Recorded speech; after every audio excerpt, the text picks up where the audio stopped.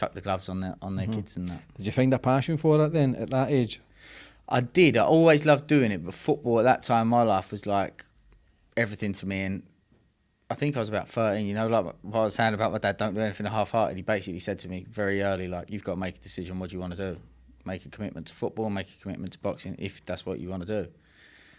And at the time, I thought, right, okay, I want to play football. I was okay, wasn't bad. Better players than me, worse players than me, middle of the road. But I just feel like everything sort of happened as it should, because although I'd said, okay, I'm going to commit to football, I was still training and boxing and going down the gym, but not like I would if that was my chosen sport and was fully committed to all that. But I come across I started playing at Stevenage, in the academy for Stevenage, Borough they were at the time, Stevenage Borough, and there was a coach I come across there, a guy called Colin Reid, and most of my philosophies and way of coaching actually come from a football coach.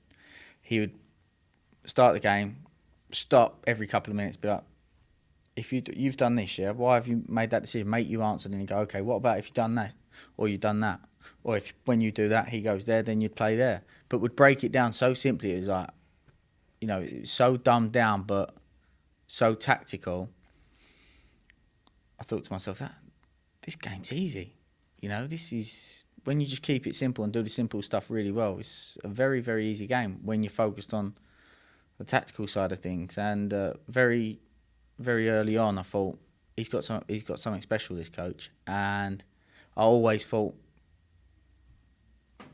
had this passion for like coaching. Even when I'd play football, I was thinking, if I was putting on a session, I'll do it like this or I'll do it like that.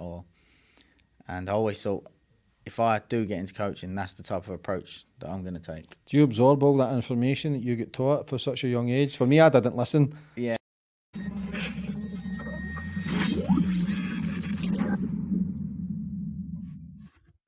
Hi guys, welcome back. I'm Colin Reid. We talked about in part one playing the 1-3-4-3 system, or to some people they're going to say it's the 1-3-4-2-1 system. And this is where it morphs, because I'm now going to talk about the out of possession part. In part one, we talked about in possession and the roles and responsibilities and the profiling of the players. So if you've just picked this one up, then you may need to look at part one, especially when we talk about the profiling of players.